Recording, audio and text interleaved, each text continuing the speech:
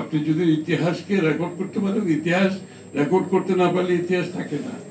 শেখ হাসিনার পতনের পিছনে এই আন্দোলন সংগ্রামের কৃতিত্ব সকল, কিন্তু এটা আমাদের একটা হিস্টোরিক্যাল রেকর্ডের জন্য দরকার আছে, আমাদের একটা রেকর্ড।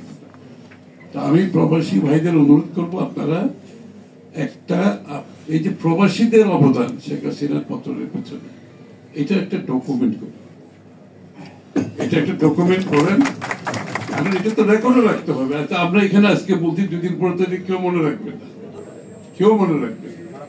এবং এটা ইতিহাস এরকমই, আপনি যদি ইতিহাসকে রেকর্ড করতে পারেন, ইতিহাস রেকর্ড করতে না পারলে ইতিহাস থাকে না।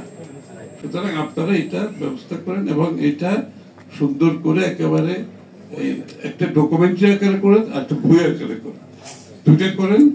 এবং এটা বাংলাদেশে বড়ভাবে লঞ্চ করা দরকার।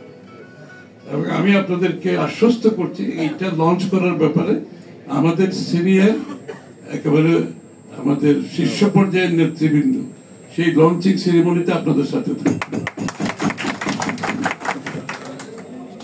কারণ এটা দুইটা কারণে দরকার, এটা হচ্ছে হিস্টোরিক্যাল রেকর্ডের জন্য দরকার, আর যারা এই আন্দোলনের কৃতিত্ব খালি নিজেদের মনে করছে,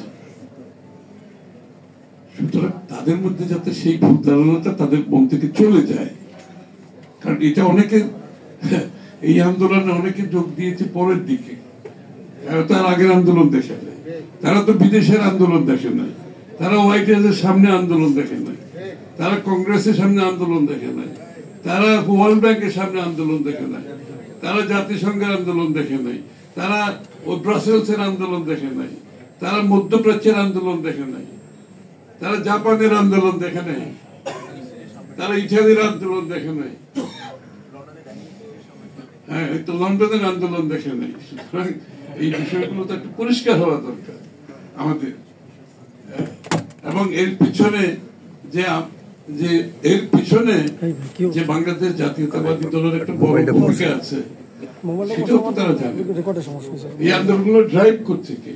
এই আন্দোলনগুলোর পিছনে কোন দল ড্রাইভ করেছে আসল আন্দোলনটা? এই আন্দোলনের পিছনে নেতৃত্ব দিয়েছে তারেক রহমান সাহেব। উনি সবাইকে ঐক্যবদ্ধভাবে, সারা বিশ্বকে ঐক্যবদ্ধ করে এই আন্দোলনকে ড্রাইভ করে চলে। উনি হচ্ছেন মূল শক্তি। এই আন্দোলনকে ড্রাইভ করছে দেশনেত্রী বেগম খালেদা জিয়া।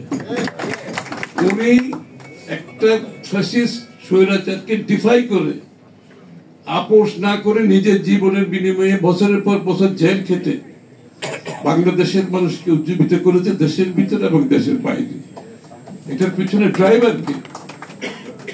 এটা তো বিএনপি ড্রাইভ করছে পুরো আন্দোলনকে, তাই না? তো সুতরাং এটার একটা আমাদের রেকর্ড থাকা দরকার। আমি অনুরোধ করছি আপনি এই কাজটা করেন। আর